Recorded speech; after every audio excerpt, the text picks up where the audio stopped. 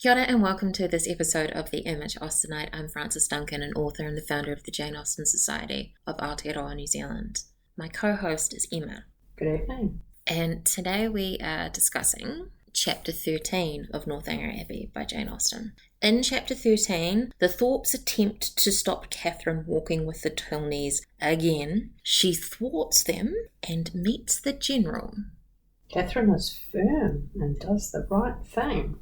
So she's just made a rearrangement with Miss Tilney to do that walk that they were going to do on the day that she was last whisked off in the carriage, when the Thorpes and James say, "We're off to Clifton tomorrow." Clifton being that trip where they go to Blaise Castle. And she says no.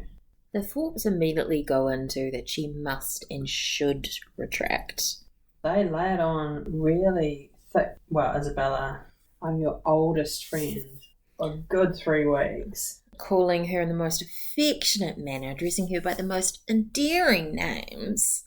And, guilt-tripping her about the Tilneys swallowing up everything else. And Catherine starts to see that Isabella might not be what she seems. She starts to think Isabella appeared to her ungenerous and selfish, regardless of everything but her own gratification. It's the first time she's noticed that anything is amiss about Isabella. And it pains her. It literally says these are painful ideas.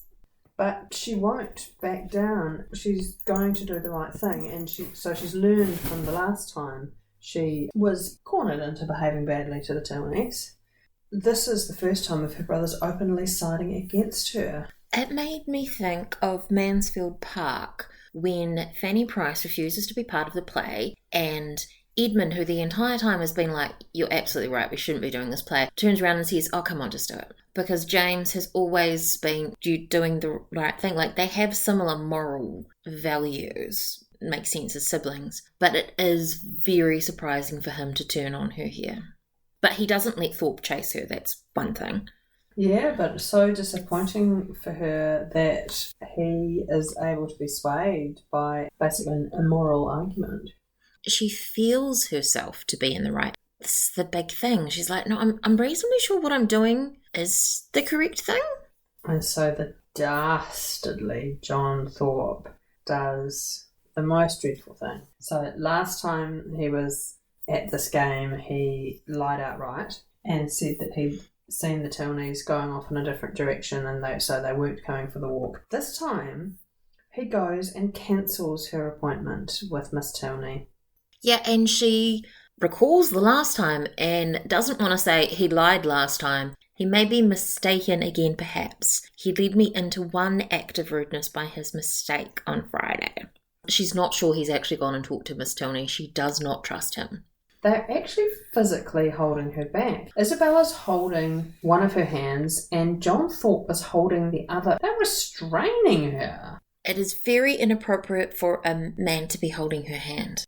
Luckily, she's found her backbone, tears herself away, but Miss Tilney's left. So Catherine, fortunately, very active young woman, takes off after them. She pretty much runs. Maybe it's like a chase scene in a Gothic novel. She arrives at the Tilneys' house just after they've gone through the door themselves, so soon after that the servant, whom we later discover is called William, doesn't have time to announce her. She just bursts into a room and there is Mr. Tilney, Miss Tilney and General Tilney. And she blurts out, and it makes absolutely no sense. She explains what has happened and is formally introduced by Miss Tilney to her father. So she's made quite an entrance. What the General hooks onto is the fact that William hasn't announced her and is quite possibly going to fire William for not having announced her. So we get a good idea of the General's temper, but he is being very nice and complimentary to Catherine. It's an interesting first meeting between Catherine and the General. She has this memory of Thorpe talking to him and the things that Thorpe had told her about General Tilney, and she thinks, oh, that's good. Sometimes he can be depended on. I'm not sure it comes through as clearly here as it does later with the General, but I feel uncomfortable with his behaviour towards Catherine. It feels like he's trying to seduce her or something. Like he's over the top. He walks her to the door, says everything gallant as they walk downstairs, and admires the elasticity of her walk, which corresponds exactly to the spirit of her dancing. I love this. Catherine's delighted by all that's past, and she proceeds down Pulteney Street with great elasticity. She's so cute. But she's just so excited. She met her boyfriend's dad and he liked her. But then when she gets home, Mr. Allen's like, I'm glad that you didn't go on that. Because, you know, it's kind of inappropriate to be going to inns with men that you're not related to. And she's like, oh God, if I'd known it was improper, I would never have done it. She says to Mrs. Allen, I always hoped that you would tell me if you thought I was doing wrong. And the problem being that Mrs. Allen doesn't think like this. I love the fact that once Mr. Allen says it's not appropriate, Mrs. Allen says, oh yes, I do hate open carriages because your dress gets dirty. Mrs. Allen actually does exactly what John Thorpe does. She has the opposite opinion, just directly one after the other. She says that you need to look after young ladies, but then you don't want to thwart young people. She's done that several other occasions as well. It's exactly what John Thorpe does too. And I don't think it's an accident. I think it's kind of pointing out there are different ways of being immorals, maybe not the right word, but... inconsistent? Yeah, but that it's equally blameworthy to be someone who's doing it out of trying to build themselves up to appear more important than they are, or just completely lacking in a moral centre, which is what I think is going on with Mrs. Allen. Yeah, she's not bad, but the only thing she cares about is clothing, really. But if you put Mrs. Allen into a situation where her morals were really tested, she would fail. It's only her circumstances which allow her to be a good woman. Well, I'm glad Mr. Allen's there. He's proving to be a good chaperone.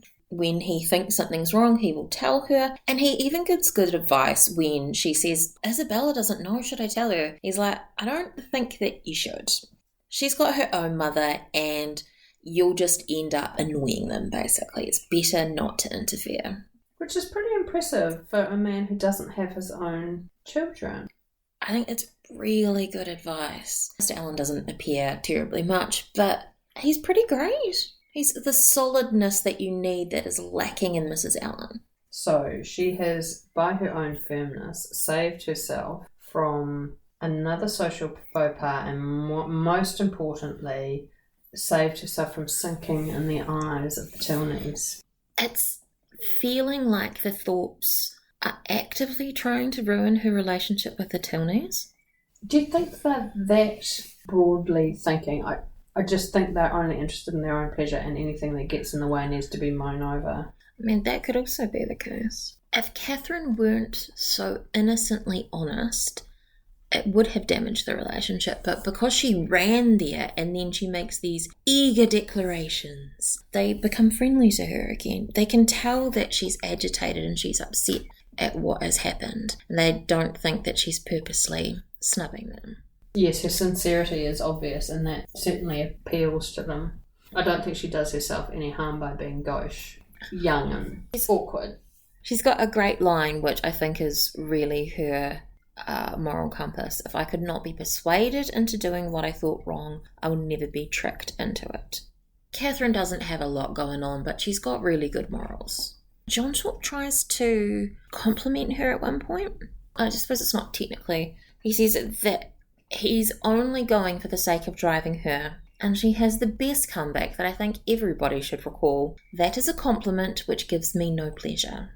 Although I can't imagine yelling that at catcallers. It's a bit wordy for them. Yeah, maybe you should write it across the boobs of your t-shirt. Yeah, I'd do that. It's also super cocky and the assumption that you're going to get a compliment. Have you seen me? Of course. To bat off the compliment before you even get it. One of the things that strikes me, though, is, oh no, we have to go this day. Why can't we go Tuesday? Oh, because Thorpe might go to town on Tuesday. He doesn't know. I'm like, if you make the plan now, then he'll know. Why is his uncertain plans not able to be compromised, but Catherine, who has certain plans, have to be compromised? Because he's a man. The audacity you get along with that testosterone. Men need freedom. They can't be tied down by obligations to women. The point at the start of the chapter saying what days were and what happened, and it's reiterated that it was Friday that she last snubbed the Tilneys. It's Sunday now. It was only Friday when this thing happened. She only managed to fix it yesterday, and now another bad thing is happening. Yeah, it's very risky. Those Tilneys would be dropping her. Any continuation of that connection is not really in the Tilneys' best interests. She's skating on thin ice just as well. She arrived panting and heaving, all apologetic and flushed and cute looking. If the General hadn't been lied to by John Thorpe, it's entirely possible that things could have gone really differently. But because he was, oh, you're Miss Morland, how lovely to meet you. You have those very rich friends you're living with, etc., etc. As you say, he was upset at the servant for her just walking in. What if he just turned around and yelled at her for just walking in without the servant? Also, he obviously encourages the relationship between Catherine and his children. Would it have continued had he not? Don't know. No reason to believe it would have. Mr. Tilney is clearly a flirtatious sort of a character. He behaves like that with everyone. And Miss Tilney is very reserved. And at this point we don't know her very well, but you can't imagine her actually really pushing for a friendship with a girl who's younger than her. And has ditched her twice. And doesn't live close to her. She does know that Catherine is into her brother, though, so potentially she'd want to be friendly because of that. Except, why would she particularly want this girl for her brother? Good point. So Catherine gets lucky. It's her sincerity that turns them round. And their father's favour. His misplaced favour. John Thorpe, for not actually being that involved in the plot, is so necessary. If he had not told General Tilney, everything would have been different. Well, villains are always required. He drives the characters together. And that is our discussion of Chapter 13 of Northanger Abbey by Jane Austen. I'm Frances Duncan, and this has been Emma. Thank you for listening, and we wish you happy reading.